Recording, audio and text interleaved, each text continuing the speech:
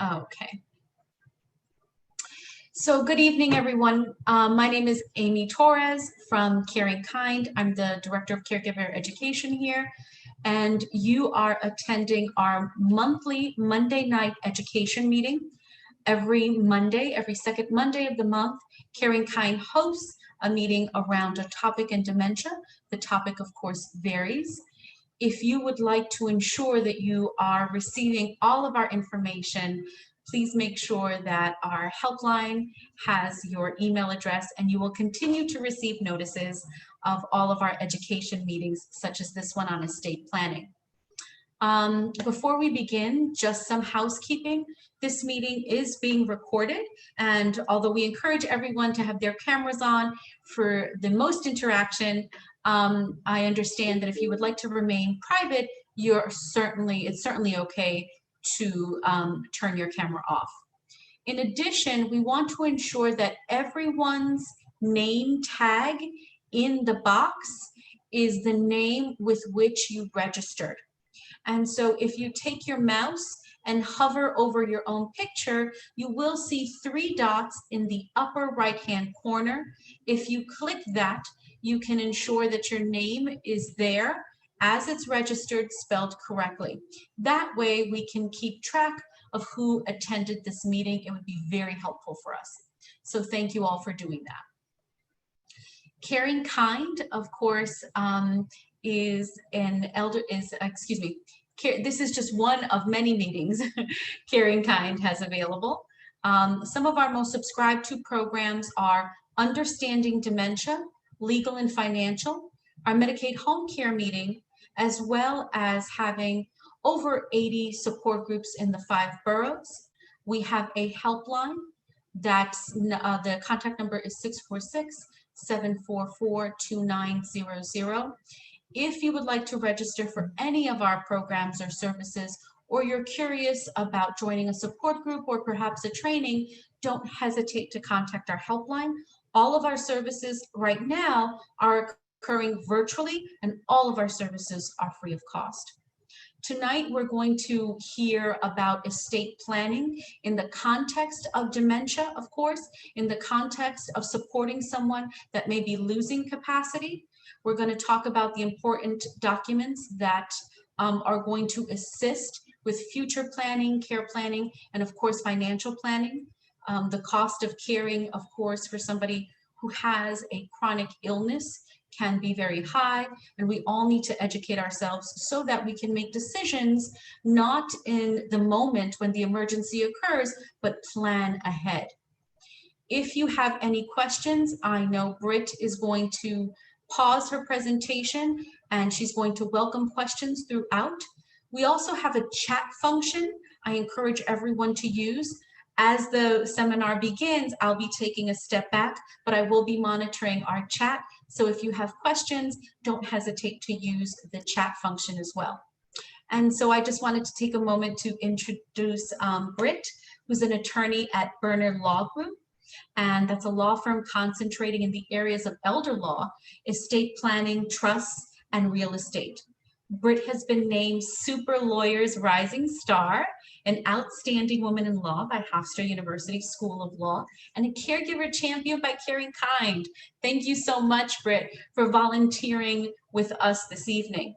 Britt also serves as the Secretary of the Elder Law and Special Needs Planning section of the New York State Bar Association and serves as a charter member of the Advisory Council of the Katz Institute for Women's Health at Northwell.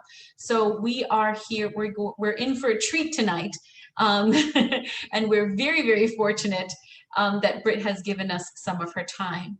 And so, Britt, please continue. I will be, again, in the background looking at our chat.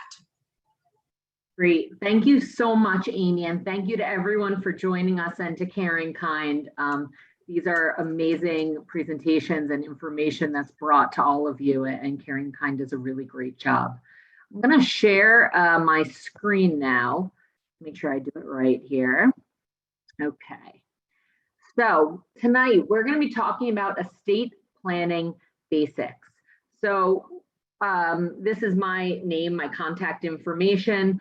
As Amy said, our law firm is located We are an elder law trust and estates firm. We have offices on Long Island and in Manhattan, where I am today, actually. Let's see. Okay, so here's my disclaimer. I'm a lawyer. I always have to put a disclaimer up front. I am licensed to practice law in New York State. So the bulk of the presentation are going to be things that we're going to talk about that are very New York State specific. So if you or the loved one that you're caring for is in Connecticut or New Jersey or Pennsylvania or some further away state, this information may not apply in the exact same way. So it'll be very important for you to get state-specific information. But regardless of your home state, this presentation is for educational purposes only. It's not meant to be legal advice. So please make sure that you follow this up with your own attorneys so that you can make sure that everything that you think that I'm saying applies to you actually applies in the way you think it does. So we're going to start with the kind of basic documents. What are documents that you need? So, many of the people on the call here either themselves have a diagnosis of Alzheimer's or dementia, or caring for someone or plan on caring for someone who recently has that diagnosis. And some people say to me, well, they can't sign documents now. They have dementia. My mother has dementia. She can't sign anything. That is not true. A diagnosis is not going to stop somebody from being able to have the mental capacity to sign legal documents. So when I talk about mental capacity, and in all the times I'm going to speak about it tonight, I'm talking about whether or not someone has the capacity to do the singular thing that I'm referring to in that moment. So what do I mean by that? I mean, if I want to know if somebody can sign a healthcare proxy or not, then I'm going to speak to them about a healthcare proxy and what it is, and see if they have the mental understanding of what that is and can tell me who they want to be their agent. And if they understand that, then they have the capacity for that document. And the same will go for each individual document. So I have some clients who have the mental capacity to do a healthcare proxy, but maybe they can't think through the what they would want in terms of their last will and testament or their trust. And so it's going to really depend on the individual. But think of that as we talk tonight, think about capacity on that scale of, does the person understand the task we're asking them to complete? So with that framework, a healthcare proxy. So this is who makes medical decisions if you can't make them on your own. So the important thing to know here is that just because you're named agent in somebody's healthcare proxy document doesn't mean that you can override the decisions that they make just because you've been named, because the document actually says who will make medical decisions if you're deemed incapacitated by a doctor. Now that could be a temporary incapacity, like somebody who's under anesthesia during a surgery and a decision has to be made, or it could be a more long-term capacity, one that's brought on by a cognitive impairment, such as Alzheimer's disease or dementia. But if somebody has a diagnosis, but is still able to speak to their doctors and reason with the doctors and make decisions about their own care, that doesn't now mean that the healthcare agent all of a sudden pops in and can override them. So it's a really important thing to understand. You should add, it's one agent at a time, and we suggest that people assign alternates. So maybe person number one, person number two, maybe even a person number three. When we sign healthcare proxies in our office, we have our own form that we use that complies with the statute, but we like our own form so that clients can name many in a row. So if they have 4 children, for example, they might want all 4 of their children to be named in a hierarchy. Whereas if you were to Google New York State Department of Health healthcare proxy, you would come up with a form. It's a multi-page PDF document, but it's actually, the form that's filled out is 2 pages. Very often it's printed double-sided. And the first few pages of the PDF that you'll pull up are instructions on how to fill it out properly. But it allows you to name 1 agent and 1 backup. And that is a perfectly valid document to use. You would want to make sure that on that first page that there's a section that talks about artificial nutrition and hydration. And you want to affirmatively write in that section that your agent knows your wishes regarding such treatments and that they're able to make those decisions on your behalf. You can say that it's for an indefinite duration, or you can limit the amount of time that the healthcare proxy is in place. And you can state in the healthcare proxy if you'd like to be an organ and tissue donor. The healthcare proxy does not need a lawyer. It does not need a notary. It has to be signed by 2 people over the age of 18 who are not named in the document. My greatest example is when I signed my first healthcare proxy. It was about midnight, and I was in an emergency room going in for an appendectomy, and I was in my late 20s, and I insisted on having a healthcare proxy. They, of course, knew immediately that I was a lawyer once I started insisting on a healthcare proxy. And I did. I told them I wanted one. They brought me over the state form, and we had the person who was cleaning up the floor and one of the nurses, and they were my witnesses, and I signed a healthcare proxy because I wanted to be clear who, if I was under anesthesia and the decision had to be made, who they should contact and what the information was. If you don't have a healthcare proxy, there's something called the Family Healthcare Decisions Act. Now, the Family Healthcare Decisions Act is a great thing for those who didn't sign the document.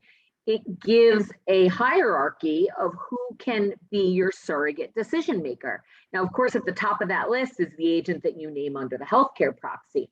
But if you don't have a healthcare proxy, it could be your spouse, then your children, and it continues on down the line of relation. It's not a substitute for the healthcare proxy. We still recommend that you have a healthcare proxy because for 2 main reasons. One is the Family Healthcare Decisions Act only applies if you are in a facility, meaning a hospital or a nursing or rehab facility. So it won't apply if you're just at home and then you go to a regular doctor's appointment or some other type of treatment. So that's one reason we don't like to rely on the act. The other reason we don't like to rely on the act is because let's say your children are your legal next of kin and you have 5 children and you're rushed into the emergency room. And we actually know someone who this happened to. They were brought in, they had all been at a family party together, and the whole family came in behind the person. And they said, who's the healthcare proxy? And they said, we don't have one. They said, okay, well, who's the legal next of kin? And everybody raises their hand.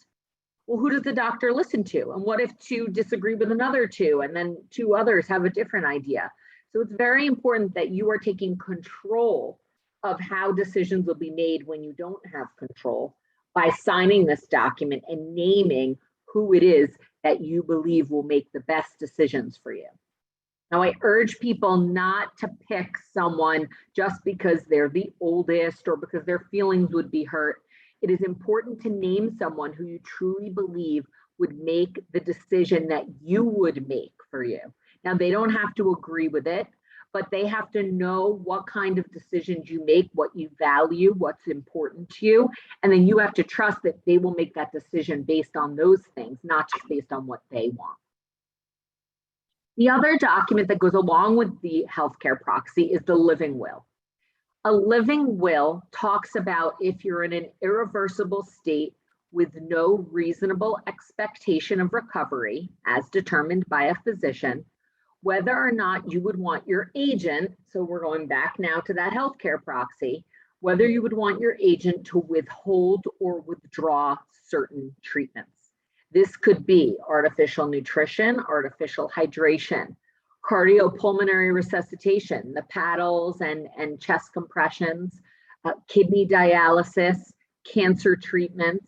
You may have someone who is very advanced in a disease, but then they say, oh, well, they have a cold or they have something we could treat with antibiotics. Would you want to treat with antibiotics? These are the kinds of things that you put into your living will to guide your healthcare agent about the right decisions to make for you. That document also would be witnessed by 2 people over the age of 18 who are not named in your healthcare proxy document. And on all of these, just to be very safe, I would never have family members be the witnesses on those documents. I'm going to pause there and just see, maybe Amy, you can let me know if there's any questions up until this point.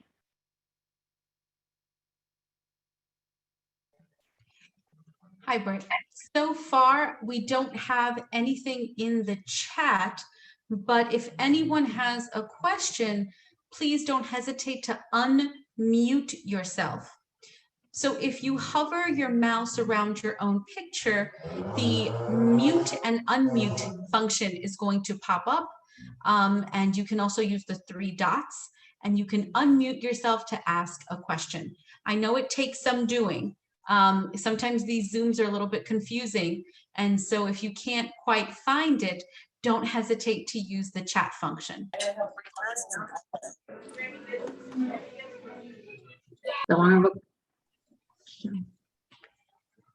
All right, I'll keep going, and then Amy, you can just pop in if there's someone that writes in. Will do, will do. So moving on with healthcare related documents, the next one I'm going to talk about is a HIPAA release. So the Healthcare Information Portability and Accountability Act is what I always tell people, this is the thing that made them put up that plexiglass when you go to CVS or Duane Reade to pick up your prescriptions. This is the law that gives you privacy over your healthcare information. And so remember I said, now you might have a loved one who signs a healthcare proxy, but they don't yet or are not yet incapacitated. They're still able to go to the doctor on their own, to make decisions, to speak to the doctor. But maybe they have trouble reporting back after the fact to family members who are interested and who they want to be involved. You know, maybe I want my daughter to know what happened at the appointments. I want her involved, but I have trouble reporting back what the doctor said, either because I don't remember exactly what the doctor said, or honestly, what happens to me is I get very overwhelmed in a doctor's appointment and I forget to write down half the things I meant to write down, and then I can't recall what was said when I get home. Well, if you fill out a HIPAA release form and you allow for your family members that you want to have be involved, your family members or your support team, that you want to be able to speak to the doctor on their own and get information, you can fill out a HIPAA release and give them the ability to have that information. So they might not be making the decisions in lieu of you because the healthcare proxy is not technically activated yet because you're not incapacitated. But the HIPAA release allows them to speak to the doctor, get some information, and then be part of making decisions with you in order to determine the next steps in your treatment. So the HIPAA release can be used and is really powerful in getting information. Next is, so all of those documents I want to just put in one compartment as I sign those documents with clients often. Now you don't need a lawyer to sign those documents. When I sign other estate planning documents with a client, those are always documents that we do in addition, but you don't need a lawyer for any of those. The next 2 documents, or 2 to 3 documents that I'm going to talk about that are listed on this page, the MOLST form and the DNR or the DNI form, these are not documents that you fill out with a lawyer. They are medical orders. They are filled out, they are completed by a physician, they're signed by a physician, and they are physician's orders. So first I'll talk about the MOLST form. The MOLST stands for Medical Orders of Life-Sustaining Treatment. So it's right there in the title. You is the medical order completed with your physician. And it is about your end-of-life decision. So I'll give you a great example. I had a client, she was in her mid-90s, and she was very sharp mentally, but she was aware of the fact that her physical body was not doing well, and she believed she was close to the end of her life. She had visiting doctors that came in from the local hospital system, and she completed a MOLST form with them. Now, the MOLST form is another Department of Health form. It's hot pink, you can't miss it. And she went through it with the doctor, and she said, I wouldn't want to go to the hospital if my heart stopped. I wouldn't want to be brought to the hospital. I want to be left in my home. I want to die in my surroundings. I don't want to be resuscitated. She went through as she was very clear on what she wanted and didn't want. And then that was put down on the MOLST form, and that was left at her bedside. So when the home health aide called 911 when she was in distress, they were able to follow she didn't actually call 911, she called the visiting doctors, and they were able to follow what was clearly written in her MOLST form. So the MOLST form is a really important document that you fill out with your doctor. You can always change it. And actually Medicare pays for a brief appointment that for you to fill this out with your doctor. The next document would be the DNR or DNI, do not resuscitate or do not intubate. So, intubate is when they put the tube down your throat. Do not resuscitate is talking about cardiopulmonary resuscitation. For clients who do not want to be resuscitated or intubated, this is another medical order. And this is completed very often when people are in a hospital, when they're checked into a hospital, and it's put above their bed stating that that's their status, and it's put in their chart. This is something that has to be renewed consistently by a doctor, depending on, there's different amounts of time it has to be renewed depending on how long you're in a hospital for. But certainly if you're in the hospital and you have a do not resuscitate order or do not intubate order, and then you go home and you go back to the hospital 3 months later, there'll be a new do not resuscitate order signed by the doctor. So when clients come in and say to me, I want to sign a do not resuscitate order, I say, well, right now we're going to sign the healthcare proxy and the living will, because the healthcare proxy is going to give your agent the power to sign that do not resuscitate order for you. And the living will is going to be the direction to that agent that that's what you would want them to do. And then when the time comes, if you do not have the mental capacity to verbalize the fact that you would like a do not resuscitate order, you've put in place the legal documents that allow that order from the doctor to be signed for you. I'll pause again here for any questions.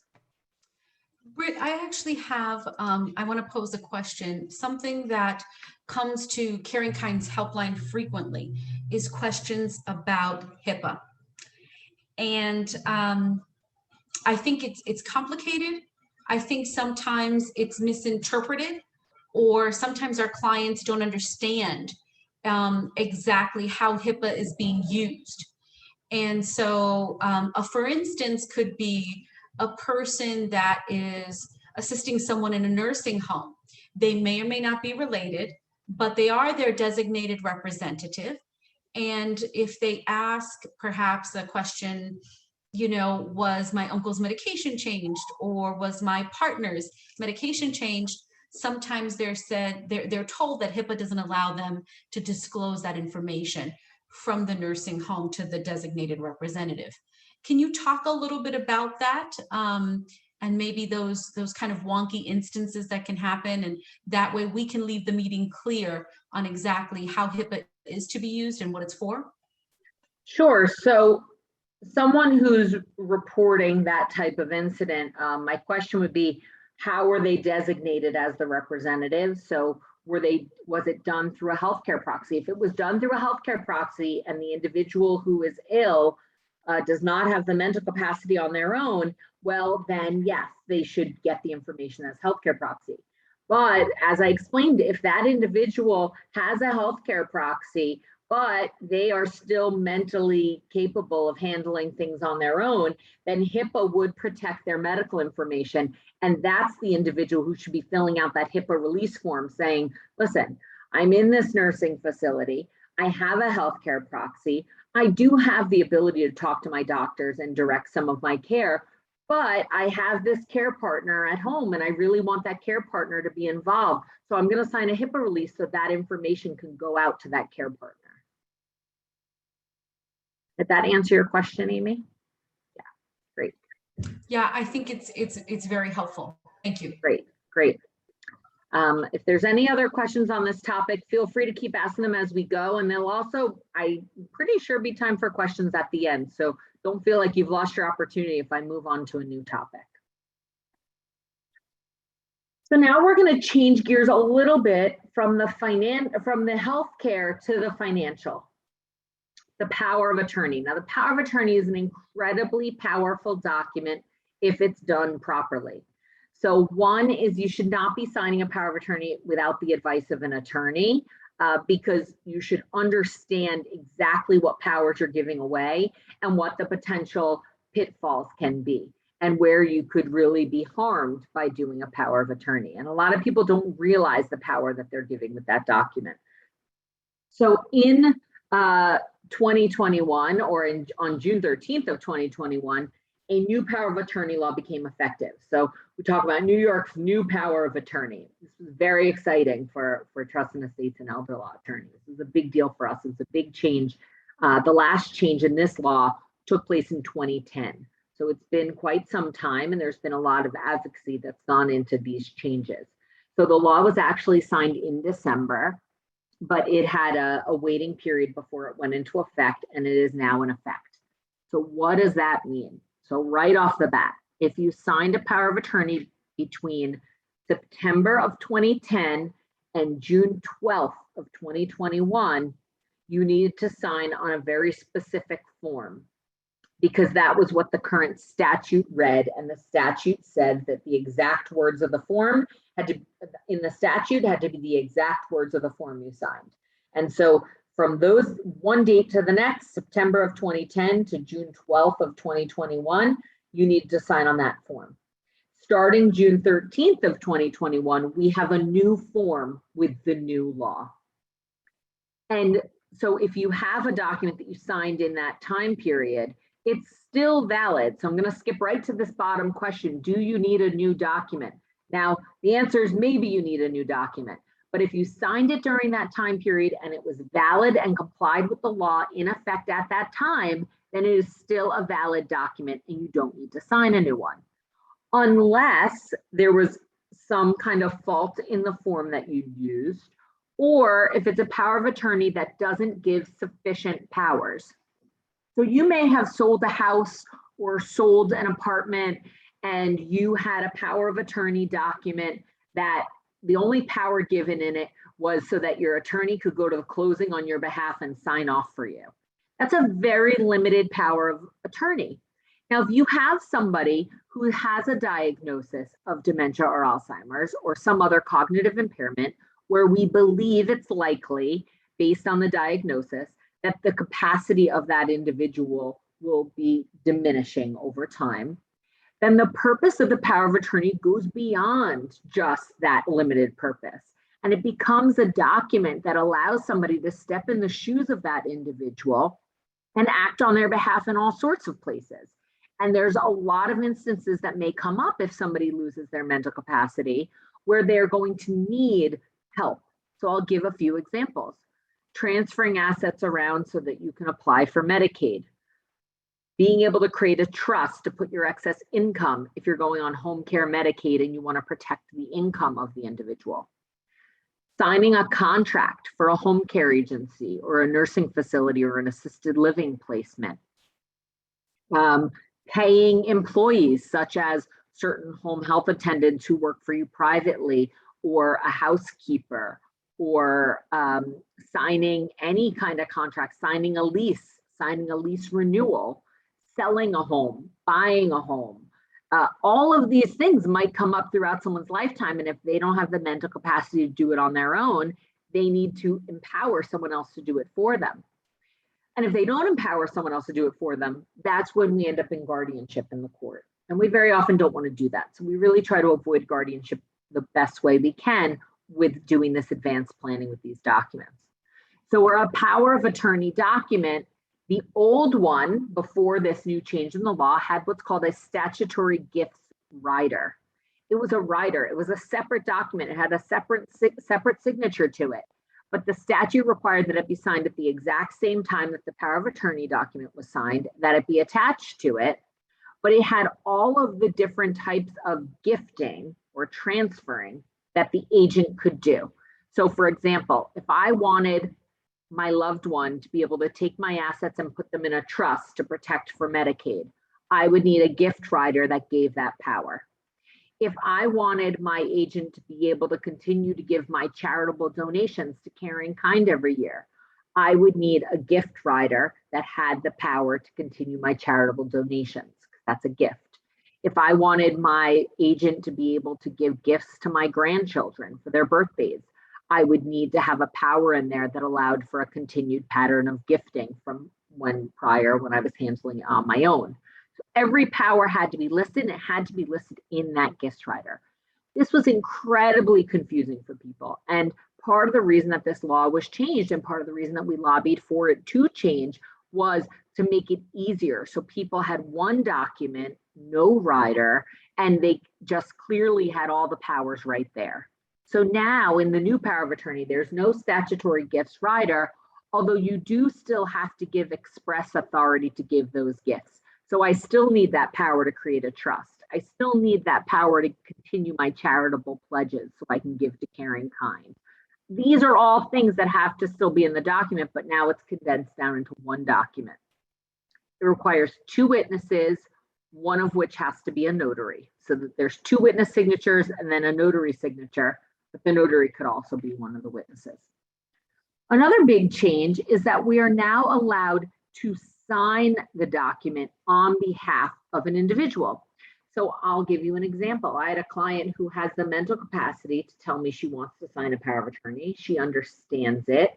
She told me who she wants to be the agent. We had a conversation about who the backup would be. She could direct me on all of those things, but because of the diagnosis that she has, a different diagnosis, she's unable to use her hand. She can't hold a pen at all. Her hand is totally stuck.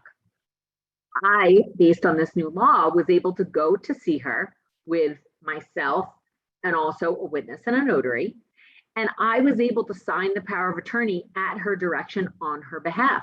This was never possible before. So this is a really big deal, especially for those who have the mental ability, but not.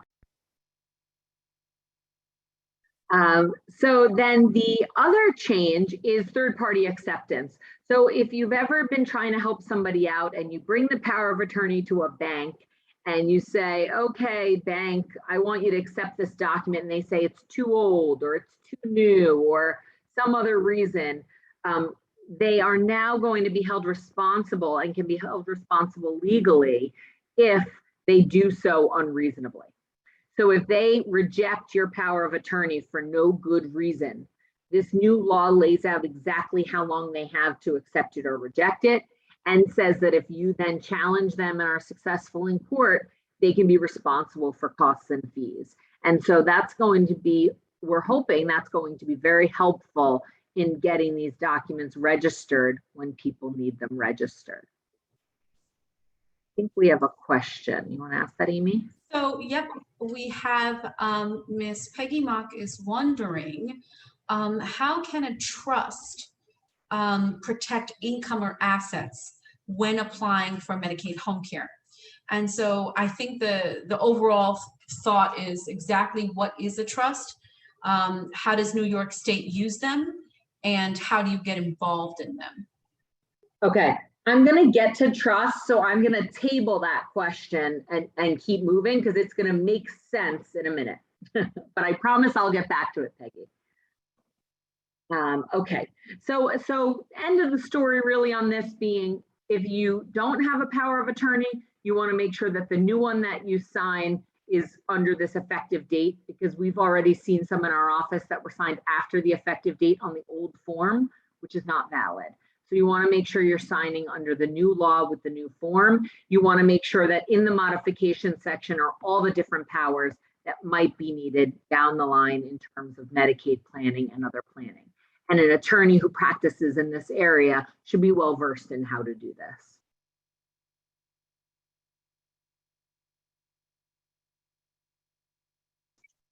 Okay, now we're going to talk about a last will and testament. Most people know what a will is. A will says what happens to your assets when you die, who's in charge of those assets when you die, and how are they distributed. You have to think about who should be the executor, who's going to be the best at collecting your assets, hiring a lawyer to go to court to probate the will. Do you want to put tax planning into your last will and testament? You know, are you somebody who has a taxable estate and so you need to plan to minimize or reduce estate taxes? Do you want to give charitable donations, and how should that be done properly in your will to make sure your charities are properly benefited? And then who your beneficiaries are. You know, is your spouse have a diagnosis of dementia or Alzheimer's, and so you want to leave assets to them in your will, but you want special provisions for if they are incapacitated, that there's a supplemental needs trust where they can be protected, or maybe it's someone else in your family that you're leaving assets to that has a disability that you want to make sure that they're protected. So these are all terms that have to be dealt with in your last will and testament.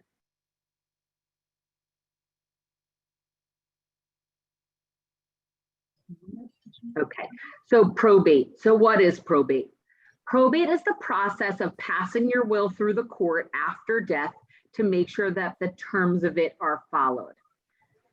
I think the number one misconception that I deal with is that people don't realize that if you have a will and you want it to be followed, it must go through probate. You can't Hold on have one second. probate. You can't have probate without a will, and you can't have a will without probate. They need each other. They are hand in hand. If you so with the probate process, most people don't realize. They think, well, I have a will, I don't need probate. That's exactly the opposite. So anytime you have assets in your sole name with no beneficiary, it means your will has to go through probate so that the next place that that asset is going to go. Questions are coming fast and furious now, where nobody was asking questions, everybody's asking questions. I think someone needs to mute themselves. Yeah, I don't know who it is. Okay, so when you have an asset, let's take a beneficiary designation. So if you have an IRA, a 401k, a 403b, a brokerage account, and you designate a beneficiary, that avoids probate. If you have a checking account with a joint owner, a savings account with a joint owner, you own your property with somebody else, rights of survivorship, that goes directly to the joint owner. It doesn't go through probate.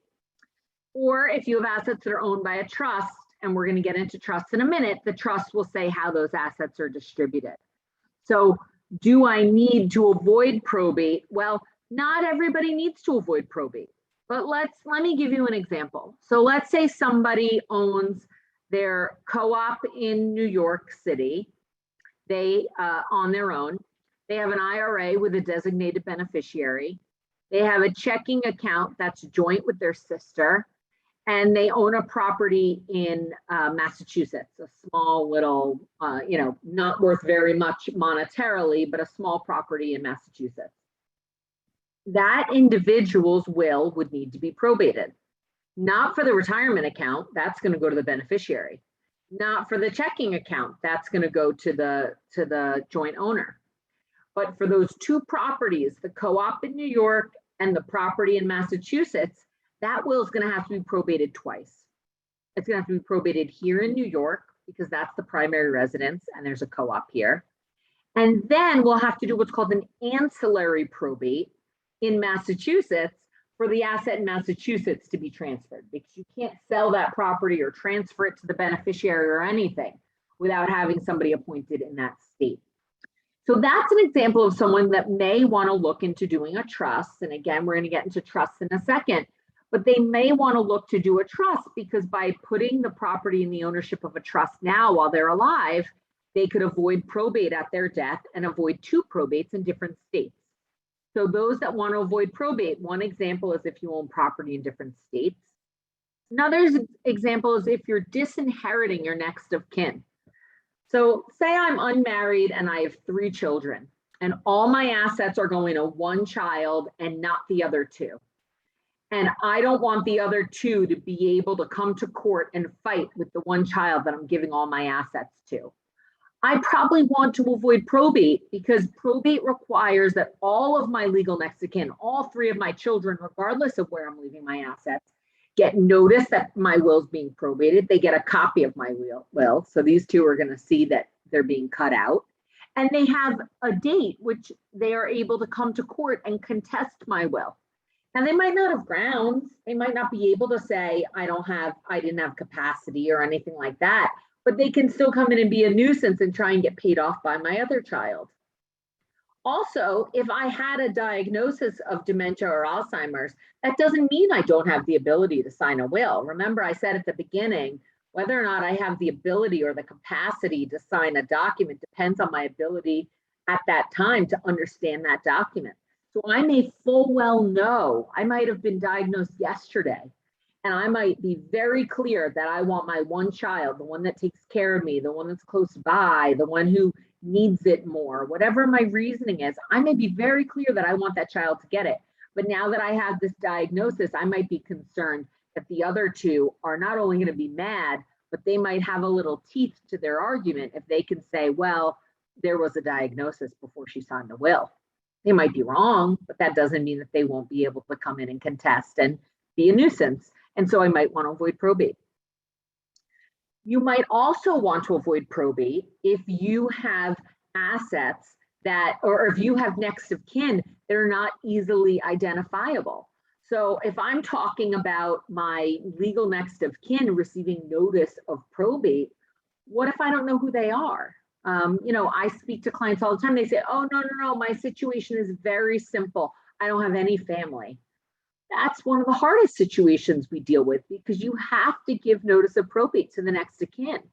So if you don't know who your next of kin are, then we have to try and find them. So when you hear these crazy stories that somebody gets a letter in the mail that their long lost fifth cousin, 7 times removed, died, and they're receiving a sum of money, that actually happens sometimes. And that's what happens if somebody either died without the will or their will had to go through probate, they had to receive notice. And so you want to, if you don't know who your heirs are, you would probably want to avoid probate. We had a gentleman who we didn't know him while he was alive. We didn't do his will. I would have told him to avoid probate. But when his friends came to us after his death, they said he died. We're the executors of his will. We're the beneficiaries of his will. He had no spouse, no children, no siblings. His parents were deceased. One was born in, I believe, Egypt. The other was born in France. They came here during a war. There was no records of anything. And we had to go through a very long, drawn out process to try and determine where it was likely that his next of kin would be to satisfy the court just so they could receive the money. And it was a big waste. It was a waste of their money, but we had to do it because that's what probate requires.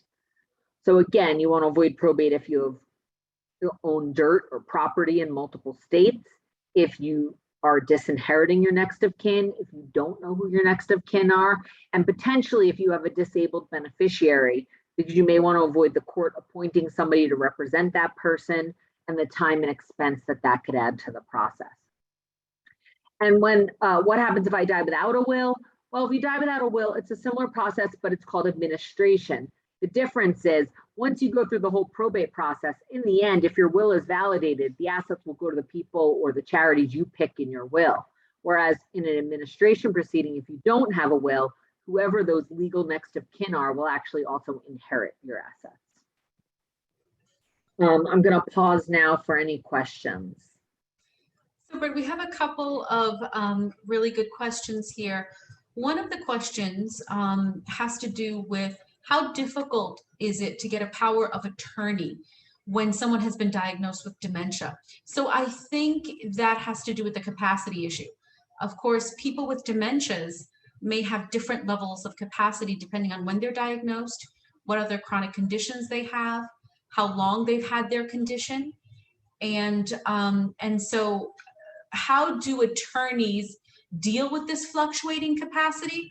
Do we need a doctor to say that the individual can indeed sign up, or do we need a doctor to say that this individual can sign a power of attorney? So every attorney will probably answer this question differently. A lot of the way that I determine if I believe, so I'm the person who determines if I'm going to create a power of attorney document for an individual and then sign as that witness and have someone else from my office be the other witness and one of us will notarize it, then I'm really the arbiter of if that person has the capacity or not. So I make that decision. Now, I don't seek the opinion of a doctor. However, if somebody said to me, the doctor says they don't have the legal capacity to sign a power of attorney, well, then I don't want to be the one to do that. So if that has not been determined yet, then I'm going to talk to the individual on my own, make sure that they understand what the document is. I have different questions I ask depending on the individual. I might ask them if they've ever heard of a power of attorney, if they know what it is, what their trust level is with certain individuals, if they feel comfortable naming them. And then depending on the level of understanding that that person has, we determine whether or not they have the capacity to understand the document and if we feel comfortable notarizing and witnessing that document. So it's really each attorney. A lot of it is experience, it's gut instinct, it's, multiple conversations with the client. So I may meet them once and they're not so sure. And then we meet another time and we talk it through and it makes a little more sense to them. And then I might go back a third time and it's a bad day or it's a bad time of day. And I might have to go back again. And so it just is going to depend on the very particular circumstance of what has to be done. Thank you. I think that's very helpful in understanding that people with dementias, their capacity does fluctuate. I've heard from many attorneys kind of voice what you're voicing right now, in that they will have a conversation with the person with dementia to determine if the individual understands what they're signing and understands the ramifications of the document. Right. So I hope that answers that person's question. We have another question that I think was. I just want to throw in one quick thing. I would say that if you are in a situation, though, where you're questioning whether or not your loved one has the ability, it might be a good time to speak to an attorney to make that decision now. Because again, if we don't have that power of attorney, we could end up in a guardianship situation, which we often want to avoid. So I would say if you are in a position where you're nervous that someone's capacity is waning, now's the time to act. Mm-hmm, mm-hmm. We have another question from that I think was timely to your discussion on this slide. And the question is, if we signed it before June 13th, 2021, would we assume it did not have these? And so that question came from Ms. Rodriguez. Ms. Rodriguez, if you could clarify the question, I think we may have lost the context. I think she's probably referring to the power of attorney because that was the effective date. Okay. So yes, I am referring to the change. I am referring to the changes that were made, that went into effect in June, and we signed all of these papers before then. So I'm just wondering, do we need to go back and relook at all of that? And if so, how do we do that? Sure. So I would say that if you signed it before June 13th, I would have no reason to believe it's not a valid document. I encourage clients that signed with us before that date to give us a call. So when I've done these webinars and people who are clients of our firm, I've said, just give us a call and we'll review the document that we already signed and just let you know if there's something additional that's needed.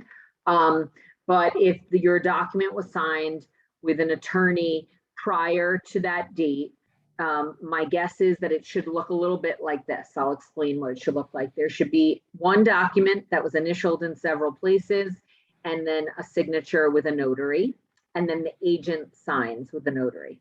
Then there would be the statutory gifts rider, which was, there's a spot in there where you had initialed that there was a rider attached, and then the attached rider has certain modifications allowing for transfers to trusts and things like that, and again is signed, notarized with 2 witnesses. And if that's what your document is, you're on the right track.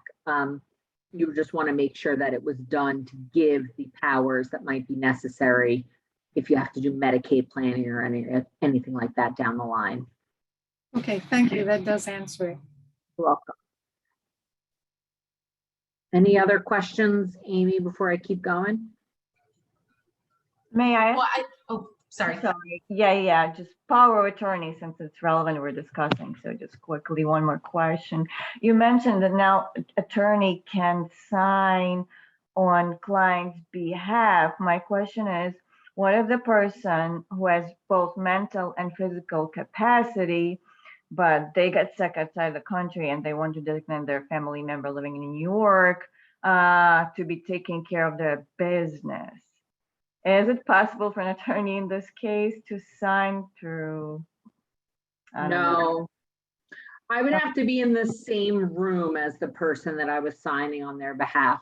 I mean, it's possible for somebody to take a New York State power of attorney and sign it outside of the country at like the embassy or consulate, have it properly notarized and then sent over to the United States. So if done properly, it can be signed outside of the country if it's a New York State valid statutory form. Okay, thank you. You're welcome. I'll keep going, Amy. We're good?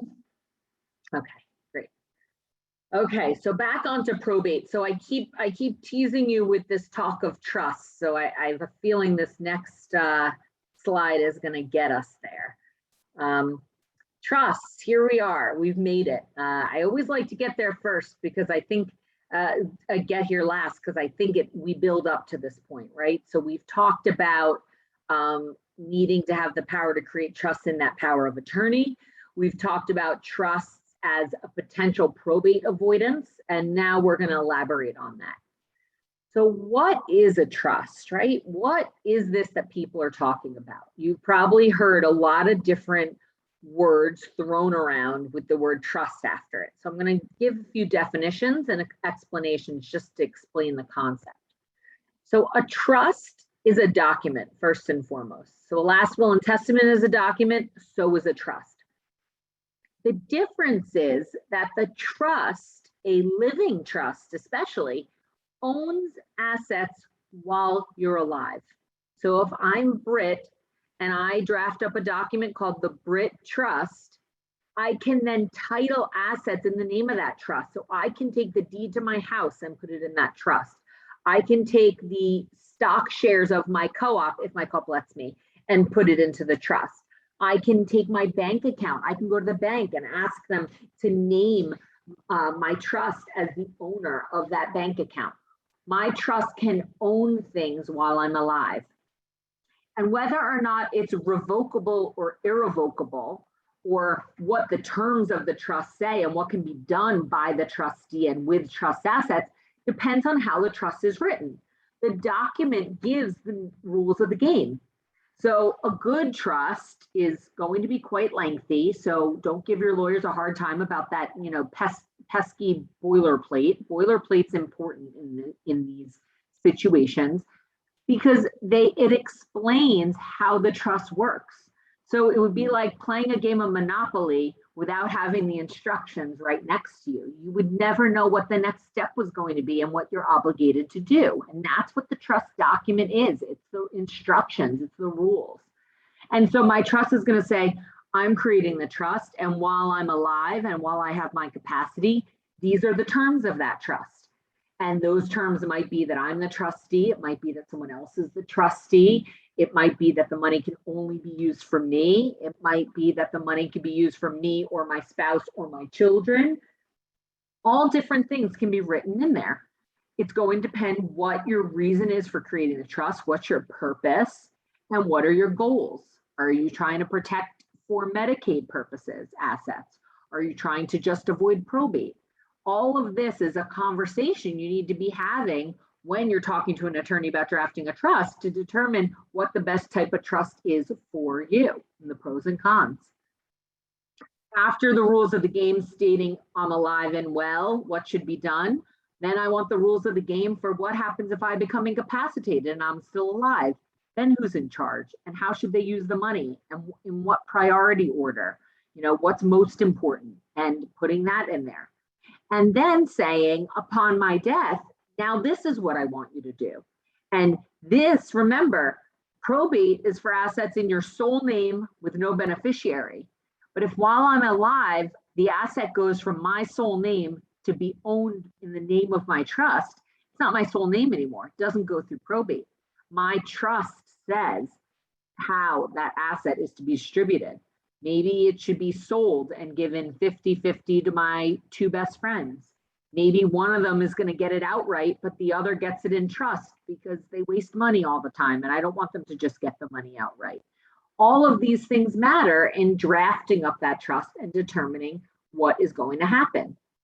And whether or not I have flexibility to change things in the trust and what I can change, again, that's going to depend on what my goal is, what my purposes are. And then I draft around that. So when we talk about types of trust, revocable versus irrevocable, those are very big categories. So generally speaking, a revocable trust is just as it sounds. I can revoke it, I can amend it, I can change it, I can take everything out, I can put everything in, I can do anything I want with it.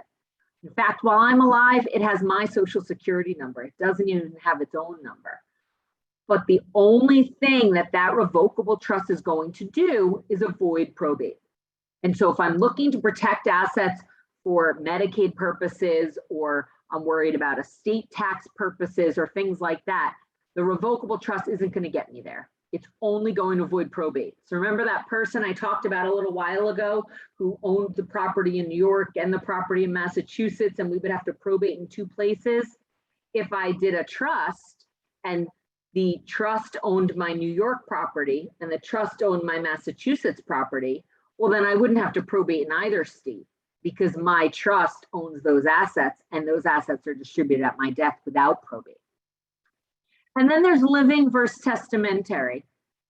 Living trust is the one I've been describing, where I create a trust while I'm living and I put assets in it. A testamentary trust is one where if I say when I die, I want the assets to go to my best friend in trust, that's a testamentary trust. Think of the word last will in testament. It's created by my document upon my death. And when we talk about irrevocable trust, we're going to talk about a few different kinds. But an irrevocable trust is any trust that has any kind of restriction on it. So it doesn't necessarily mean it's 100% restricted from me, but there will be some restrictions. Again, exactly what's restricted will depend on the purpose of the trust. I'm going to pause there. I'm going to keep talking about trust and get to the question that we had before about income versus assets. But are there any questions on the kind of basics of what a trust is?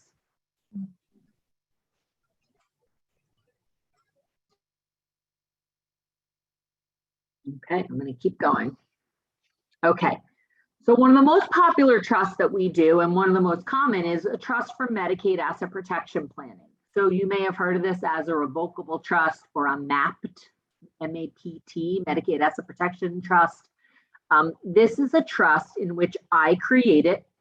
I have to name someone other than myself or my spouse as the trustee. And I put assets in it with the intention that those assets will not be counted as my own for Medicaid eligibility.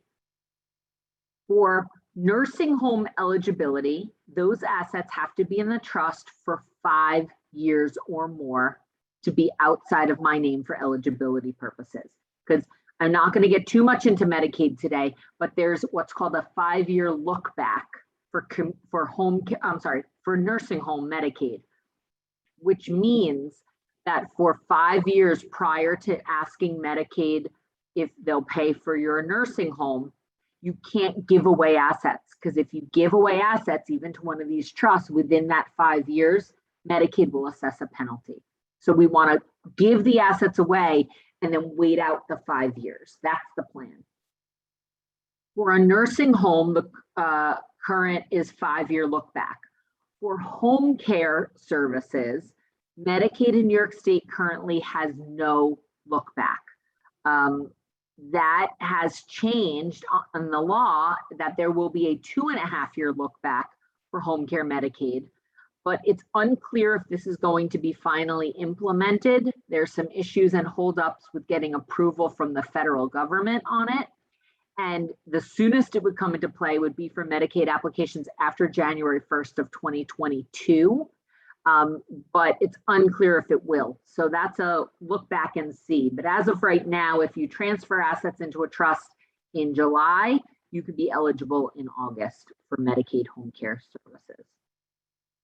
So a Medicaid asset protection trust says that I can't be the trustee, neither can my spouse. I can leave the assets to whomever I want after I die. I can receive all the income from the trust while I'm alive. So let's say I put investment accounts in there that give off dividends and have income. I can receive that income. That income is taxed to me, not to anyone else. I can't have access to principal. So if I have a checking account with $500,000 in that trust, I can't access that.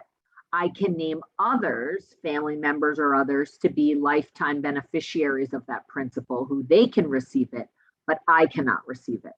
So it's called an irrevocable trust because you can't just freely move assets in and out of that trust. I can not be the trustee, but I can retain the power to change the trustee anytime I want.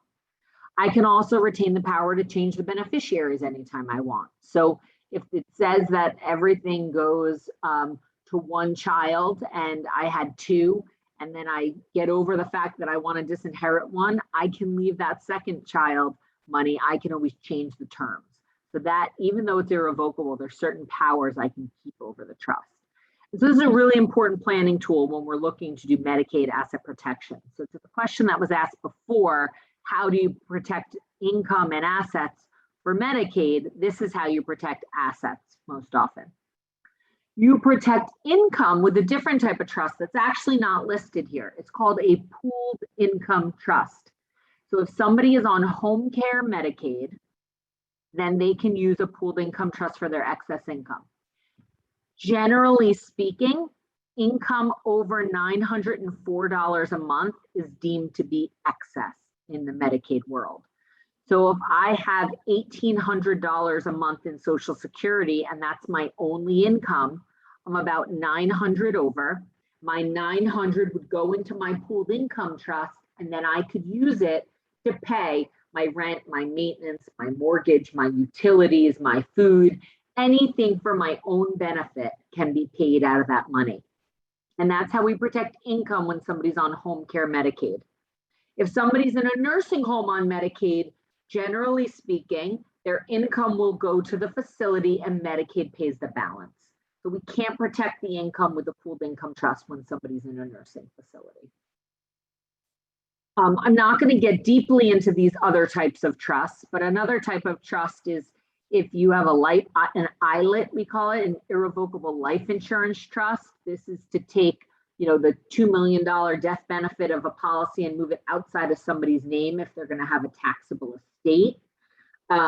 There's other tax planning we can do. A credit shelter trust is a type of trust we do for a spouse in order to do some tax planning if we're worried that between the two spouses there might be a taxable estate.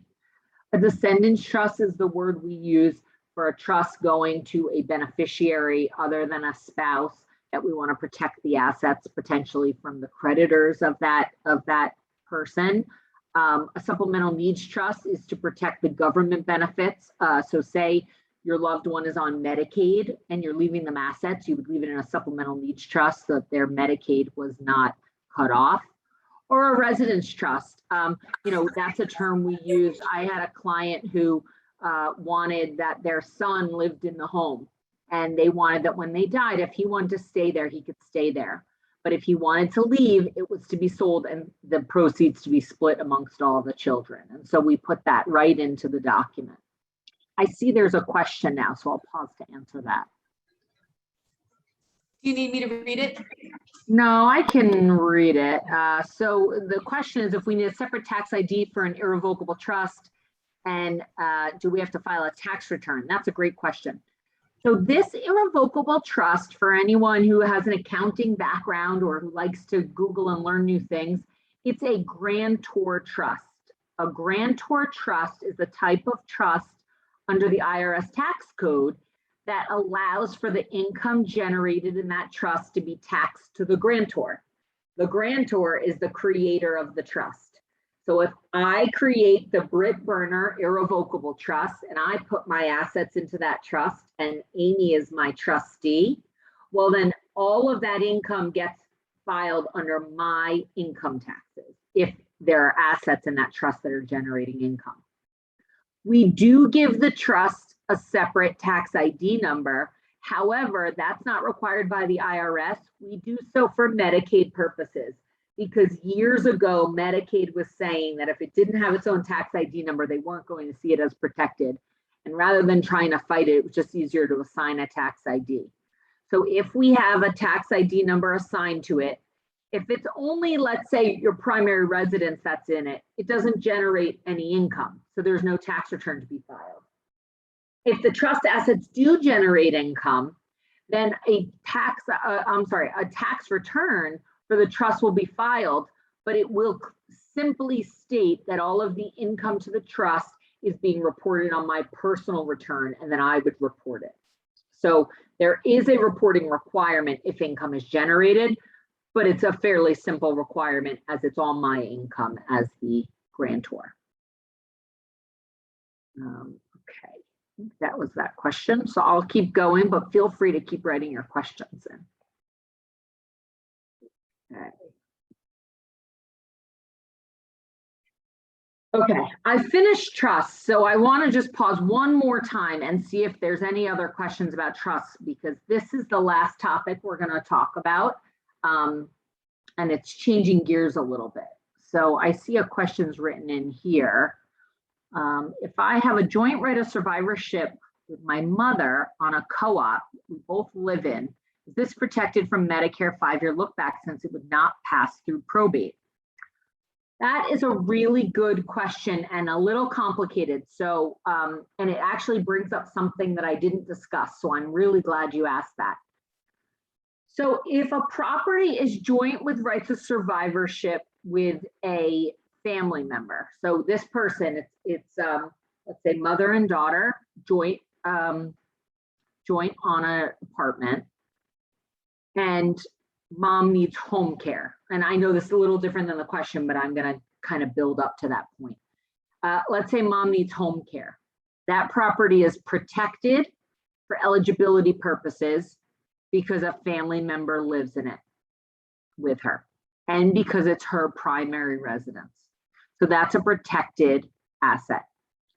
It's also protected upon mom's death because it doesn't go through probate. And if it goes through probate, Medicaid can put a lien on it.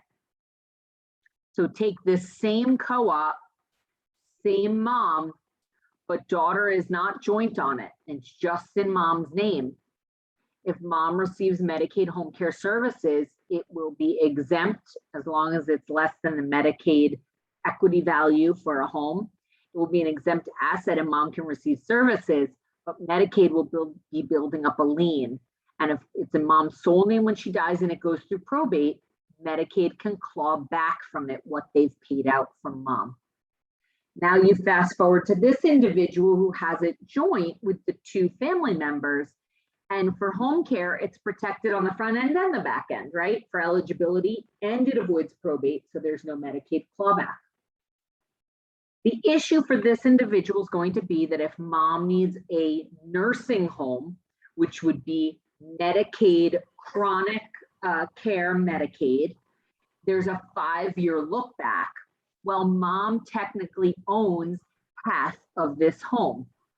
And so that is an equity value that mom has in the home. Say it's worth $500,000, she owns $250,000 of it.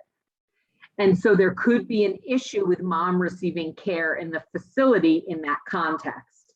And so this individual would probably want to get, there are certain exceptions to that rule, and it gets very nuanced. So I would recommend that this person reach out to your elder law attorney and find out the best options for protecting that co-op for both you and mom.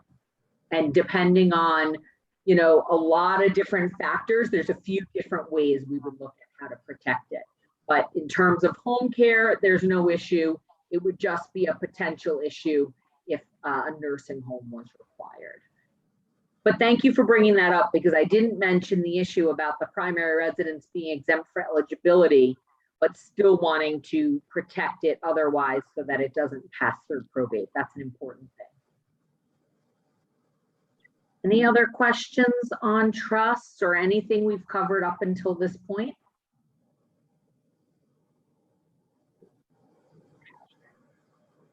So now I'm going to move on to the Secure Act.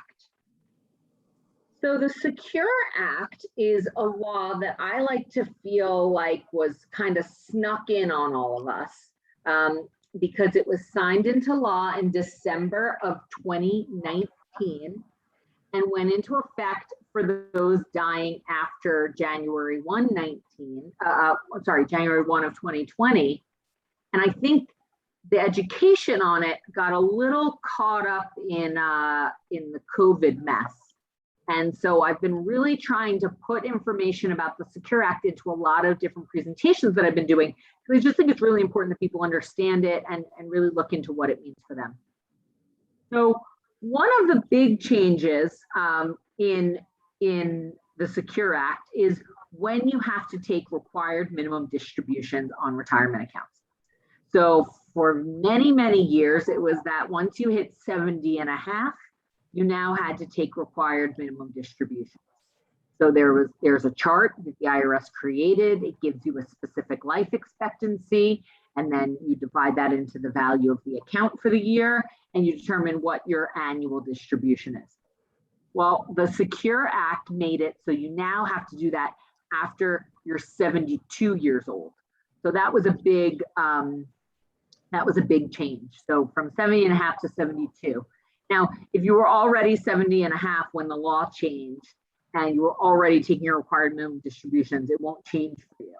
But if you turned 70 or 70 and a half after this change in the law, then you get to delay taking your distributions to 72.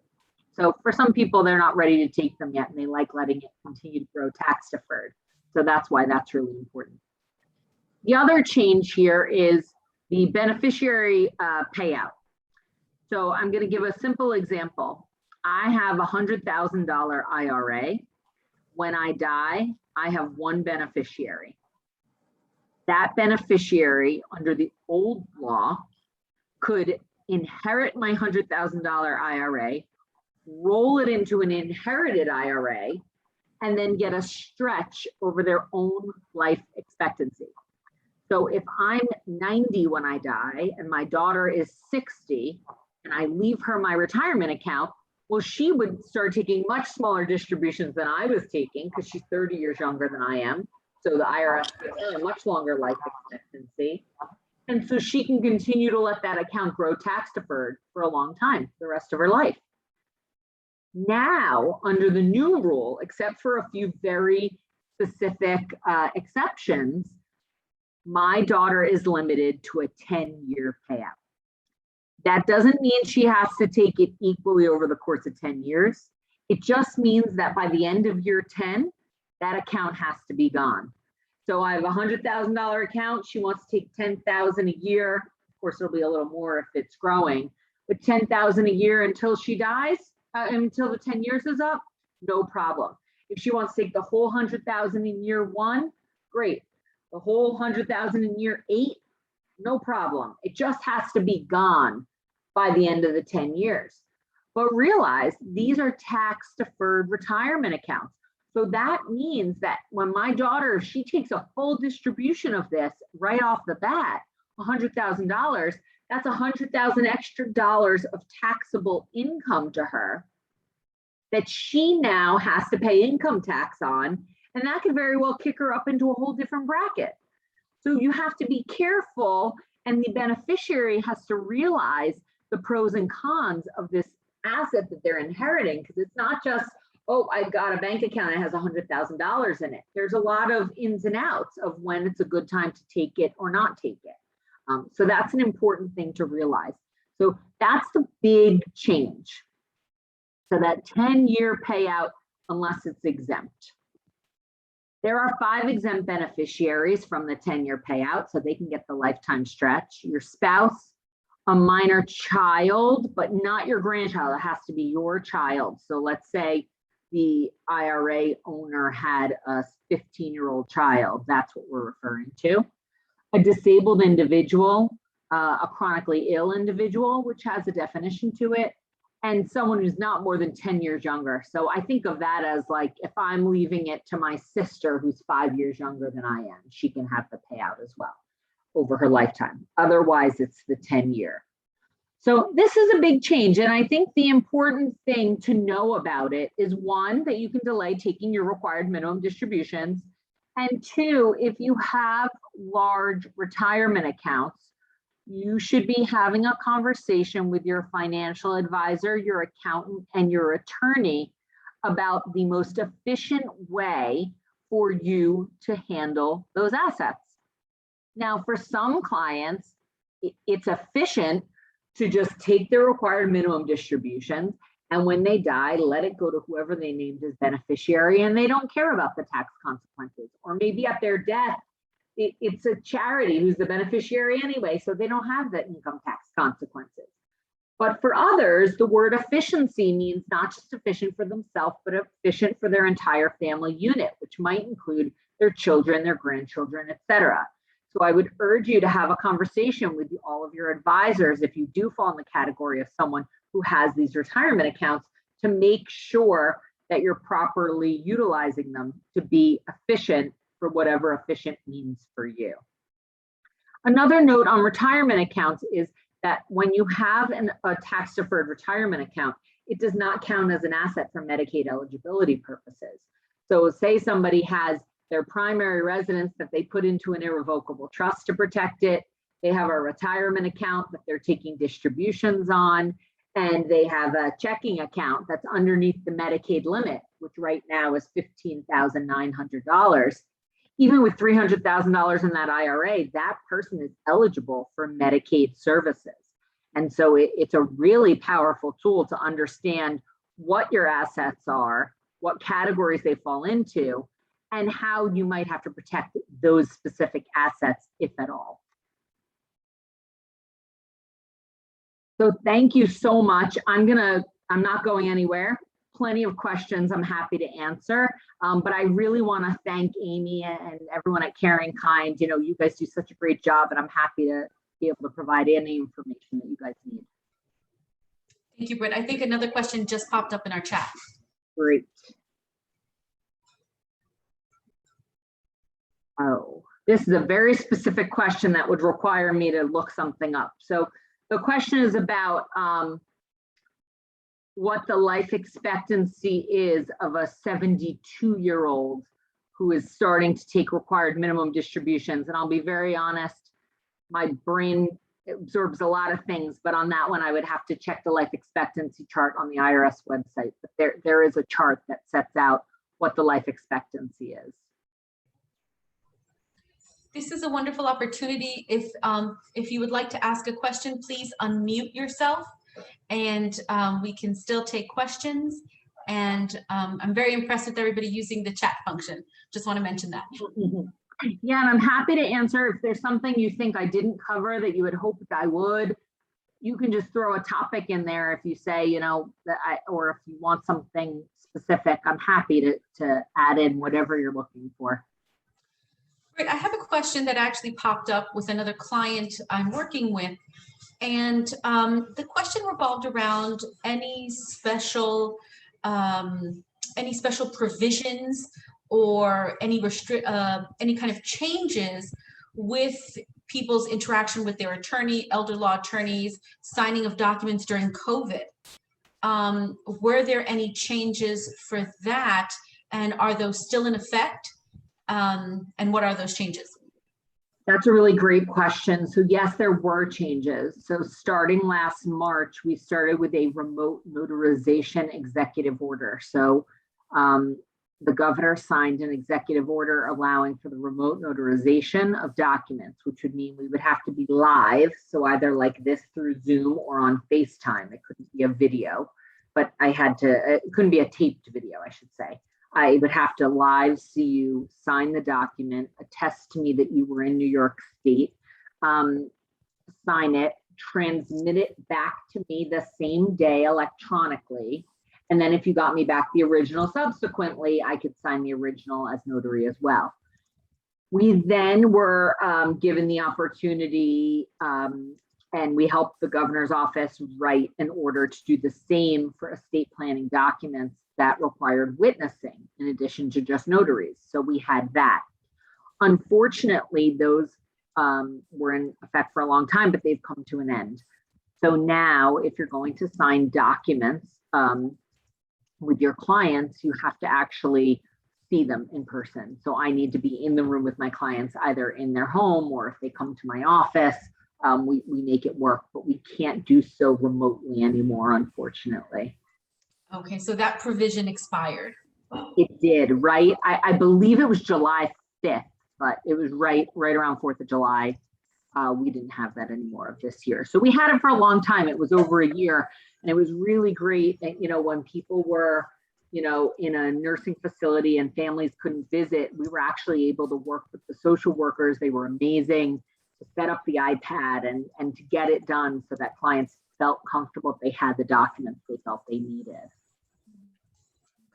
I see there's a question here about how attorneys charge for their fees. I can't speak for other attorneys, but I can give you an idea of how we work things. So for estate planning services, we generally charge a flat fee. So after a consultation with a client, we figure out exactly what work needs to be done, and then we tell the client exactly what the cost is going to be. There aren't usually fluctuating costs at that point. It's usually pretty set what the work is and what has to be done, but we also let them know what the additional work would have to be that could cause additional fees, but usually it's pretty set. I do know other attorneys charge more on an hourly basis. We do that for any of our court work, so any probate or trust administration or anything after death administration or guardianship work. But for our other work, we do work on a flat fee basis. I want to let everybody know that at Caring Kind, we do have a pretty extensive resource list. And although Caring Kind does not recommend an individual or an entity, if you call us requiring information, we can provide you with the name of up to 3 elder law attorneys or 3 adult daycares or 3 case management agencies, what have you. And it is completely okay in these instances to compare costs. Have a good idea of what you want the attorney to do, and hopefully this seminar, as well as our legal and financial seminar or Medicaid home care seminar, can guide you in understanding what a little bit more what your needs are. And then call 1 or 2 or 3 attorneys and see which one is going to be the best fit for you. People do that, it's completely okay. I see the next question here is that somebody is the administrator for someone else's estate. So they had a loved one who passed away.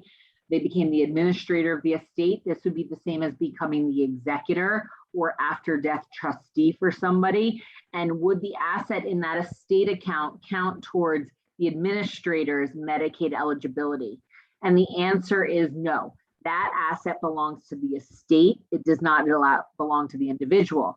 Now, however, if your mother, so in this case, is the only beneficiary of her brother's estate, well, then when that estate is closed out, the money in the estate account will pass to her, and then it will be her asset. But if it's in an administration account and the money is being used to pay the bills of the administration, it will not be considered hers. Just reading this next question, so just one moment.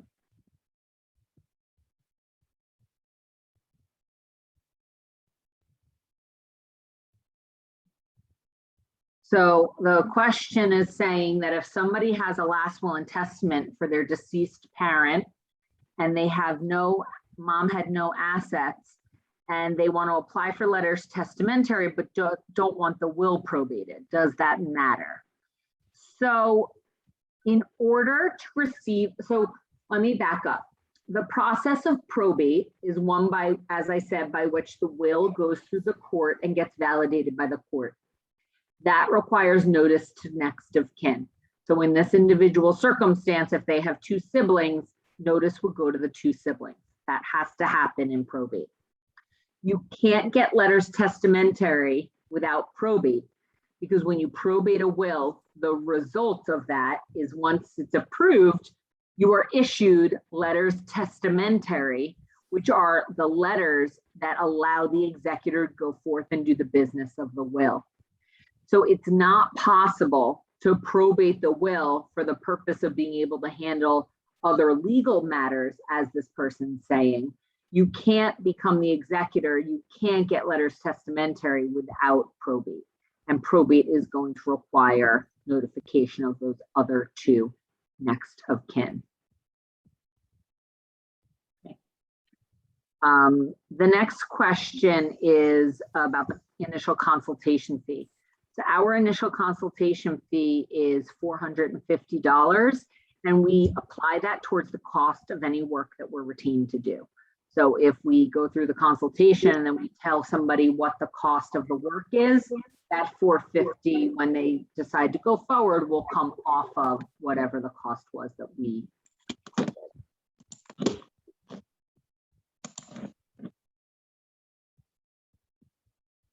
Any other questions?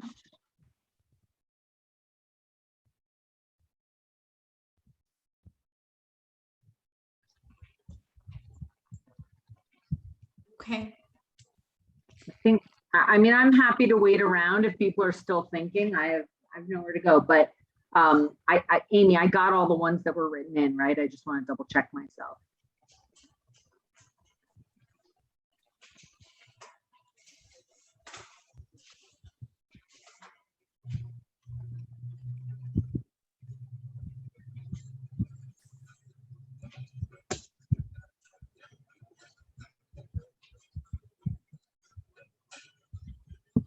Yeah, I just thought of a question, if I may quickly, but health care directives, like let's say, do not resuscitate. When you complete the form, are they being stored somewhere, like on that they can be accessed? What I'm trying to figure out is the process. Like you have, let's say, you're unconscious, EMS is coming, and when it's called, how do they know if there was a do not resuscitate request for that person? Good question. So again, just to clarify, a do not resuscitate order is that doctor's order. So that's signed by the doctor. But for a living will and a healthcare proxy, which is what we call an advance directive, because you sign it in advance of needing it, we often tell people to leave so I didn't say this before, so thank you for asking. A copy is just as good as an original of those healthcare documents. So when you sign a healthcare proxy, you can make 20 copies and leave them all over the place. Nobody, give them to your doctors, make it well known. But you should leave a copy in your purse in case something happens and you're out and about. We're told that EMTs are trained to look on the back of the front door and on the refrigerator.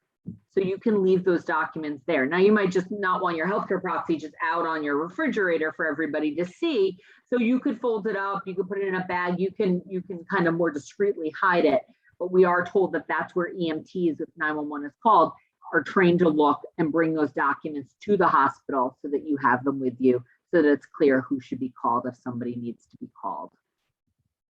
Got it. You need to show them. Okay, got it. Thank you. You're welcome. I see there's a question here too about, can an out-of-state person be an executor of a New York estate? The answer is yes.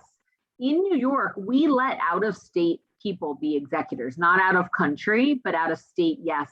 Whereas, for example, I know in Florida, you have to be a Florida resident to be the executor of a Florida estate. So that is a requirement there, but not here. So if you live in New York and your will is going to be probated in New York, but your chosen person to be executor lives in Massachusetts or California, they can act. The only issue is you have to make sure that that person can either coordinate from afar or get to New York, because sometimes there are certain things that have to be done by an executor. For example, an executor in a New York estate has to open a bank account in New York. And you would think, oh, you can go to any Chase across the country and open a Chase bank account, but they actually need you to open it in New York. So unless you have a contact that lets you kind of open a bank account from afar, you might have to come in at least once to do those certain things. I had someone recently who died and both of her siblings lived out of state. And when they came in to see me after her death, I didn't know her while she was alive. She named her brother as executor, but her brother lived in Texas and her sister lived much closer. So actually we had to petition the court for them to go into the apartment to search for certain things. And as the named executor, he was actually allowed to designate his sister to go in because he wasn't going to physically be here. So there are certain ways around it. You just want to make sure it's going to make sense in the individual situation.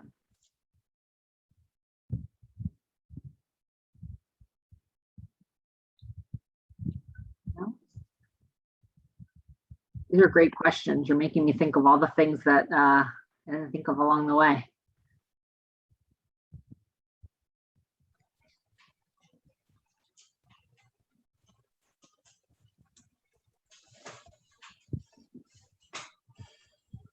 Britt, do you have any other questions popping up on your end? Oh, I think we just yeah. got one in. Another one. Okay.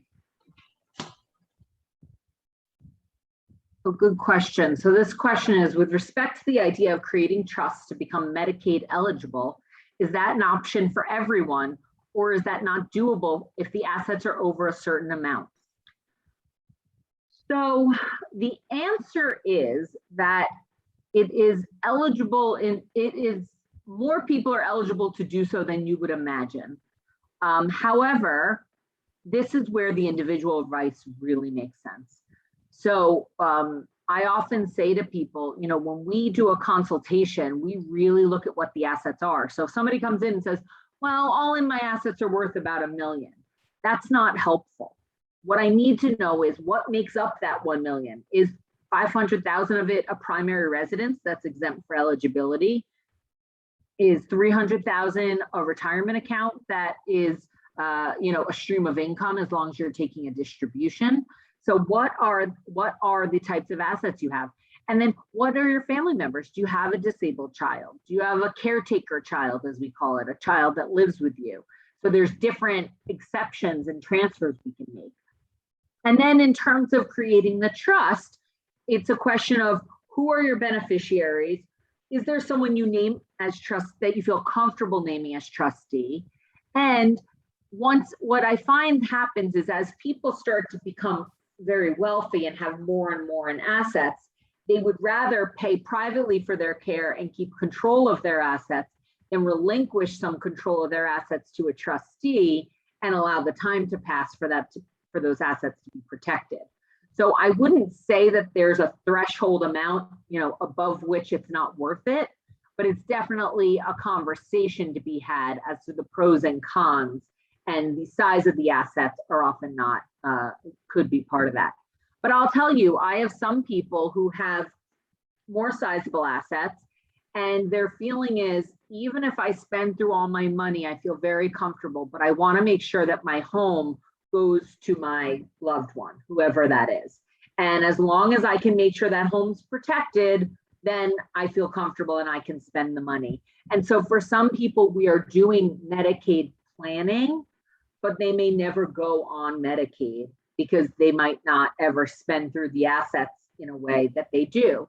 Or they may decide to do some planning now and do additional planning down the line. It all just really depends on the trajectory of that person and their life.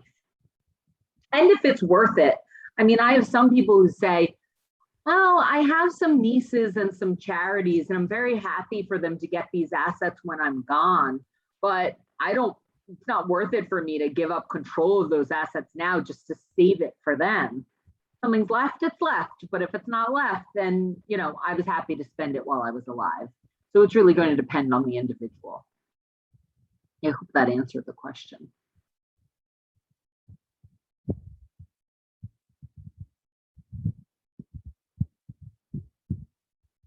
Like they're trickling in, Amy. Every time we think there's not going to be another one comes, but that's okay. Another one pops up when we least expect it. I know, we give people a second to really think about this. Mhm. It's complicated stuff. I mean, I think we just covered, an entire semester of elder law and an entire semester of trust and estates law all in one, hour and 40-minute time period. So it's some dense concepts. And Britt, your contact information is in the corner of the presentation. So I want all of our participants to make note of that, write down the phone number and the website, so that after the meeting, if you want to do a deeper dive into your financial portrait or your estate planning needs, don't hesitate to reach out. If you have any other questions regarding dementia care, any other questions regarding New York resources, don't hesitate to call Caring Kind, our helpline number, the number you use to register, 646-744-2900. Great. Oh, we got another one. Good timing. Okay.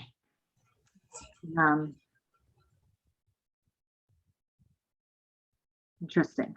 So a general question, how does the court protect the elder patient if the third party who signs the power of attorney has greedy intentions? That is a great question. So there's a few ways that things could come about. Most often, someone else will be keyed into the fact that there's some neglect or some abuse, financial or otherwise. It could be the bank employee. It could be the neighbor who notices something going on. It could be that there's the landlord or the managing agent of the building is noticing a problem in the individual's apartment that gets keyed in. And if someone has a power of attorney and a guardianship is brought, there can be allegations made that that person is abusing the power of attorney for their own personal gain. A power of attorney document is very powerful, but if challenged, the agent needs to show that they're doing what's not just in the best interest of the individual who named them, but often that they are doing they're following the testamentary intent. So if my will says that everything goes to one person and my power of attorney is siphoning off that money and taking it for themselves, well, that's not following my intent. And it's not for my best interest, and it's not following my testamentary intent. That person's feet can be held to the fire through a guardianship proceeding. So that to me is the most efficient way to handle a situation like that. And we do handle that type of litigation, which is one of the questions here. How often do trusts get challenged by Medicaid? So, we've been hearing anecdotally that Medicaid is, cracking down on trusts. What that means to me is that as an attorney practicing in this area, you have to be very keyed in with the law. And it's very clear as to what's allowed and not allowed by Medicaid, and how the trust has to be drafted and how the trust has to be treated. And as long as those rules are followed, even when questioned, we can stand up to the scrutiny of Medicaid. But I would say anytime someone applies for Medicaid and has a trust, that trust is scrutinized by the legal department of whatever the local Medicaid office is. So in New York City, it's HRA, and in other counties, it's the Department of Social Services.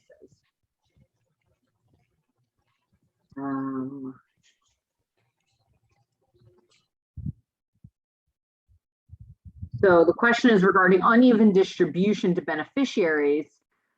Is the best approach to establish a trust and spell out the details of each asset, because the will has to go through probate and can be more easily challenged. So yes, a trust, if you're concerned about challenges to your will by your next of kin, then yes, a trust is often a stronger way to go.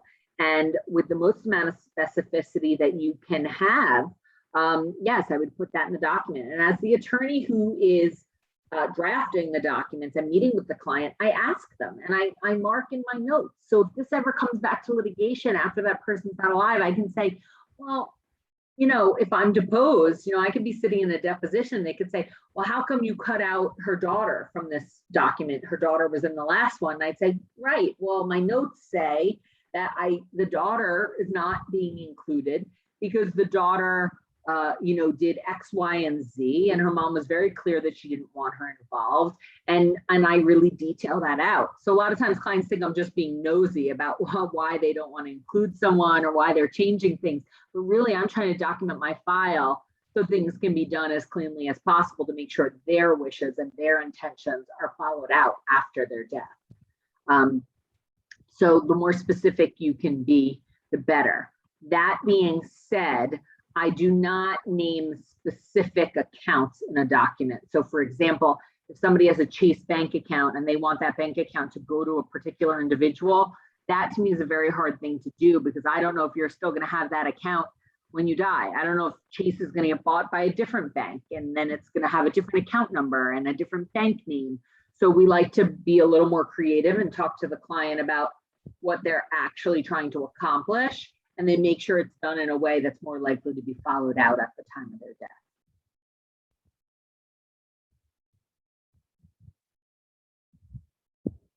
Okay, let's see what's next.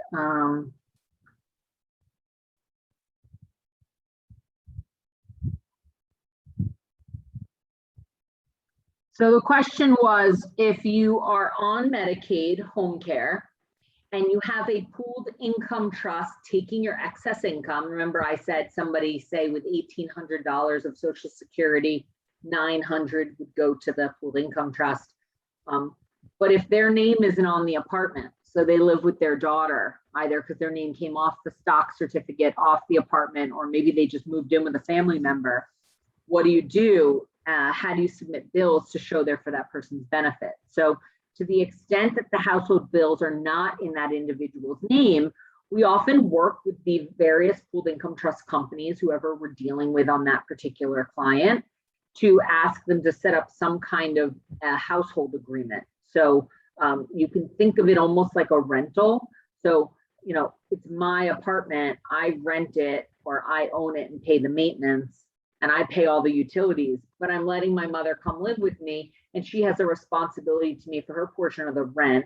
And so we do some sort of a household agreement that shows what she's responsible for, so that those bills can be paid over. And so that's worked out on a case-by-case basis with the pooled income trust, but it's not uncommon, and we have seen it many times.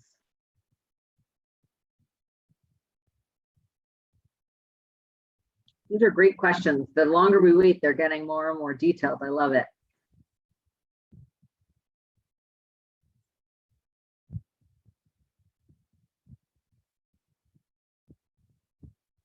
I have them all so far.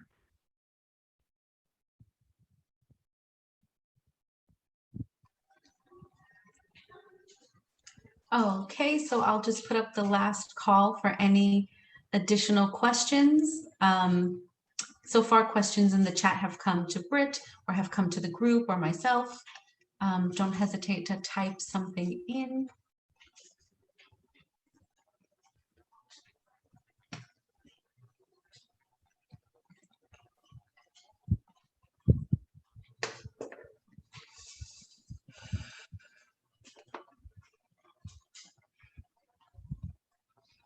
Okay. I want to thank everyone for participating in our monthly education meeting. Britt, thank you so much. This was so informative. It was one of the most challenging presentations that I've been a part of. And I think I learned a lot, even though I'm in the industry and in Caring Kind. And so thank you so much. It was a fabulous presentation. My pleasure. Thank you so much. Thank you everyone for listening for so long. I give you credit for your attention spans. Amy, one more question. It's Fulvia. Sure. It's a question. Hi, Fulvia. How are you? Hi, pretty good. I know we spoke earlier today. But I was just wondering, are there any, with the pool income trust, I was looking at some of the handouts that Caring Kind had given out, and I noticed some of them charge for a tax return fee. So they prepare taxes, like an audit fee and a tax return, tax preparation fee. So for a tax, they do a tax return for your mother?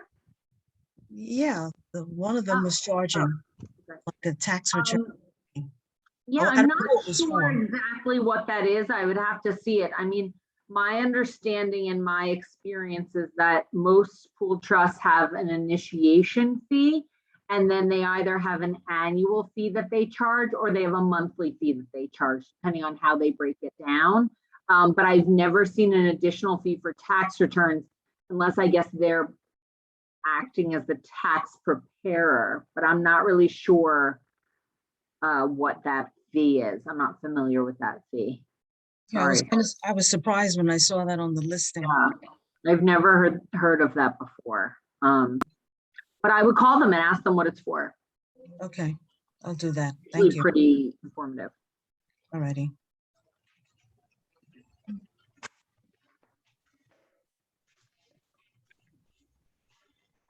Okay, thank you. Any last questions? Anytime I say last call, another really good question pops up.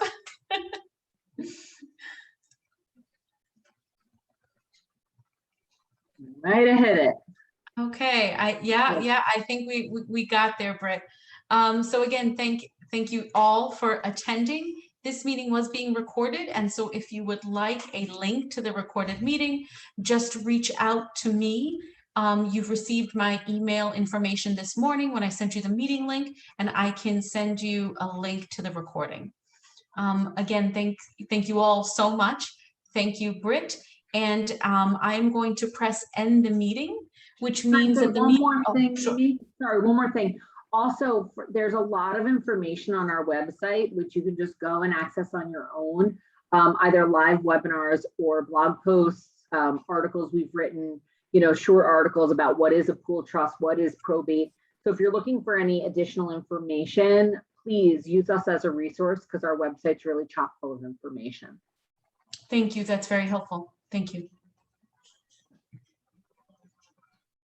And so when I press end, your screen is going to go blank because it's going to end the meeting for everyone. Don't be startled. That's okay. That's what's supposed to happen. And again, this meeting is being recorded. Reach out if you would like a recording so that way you can listen to some of this complex information again. Thank you, everyone, and have a wonderful evening. Thank you. Thank you. Bye. Bye, everyone. Bye-bye.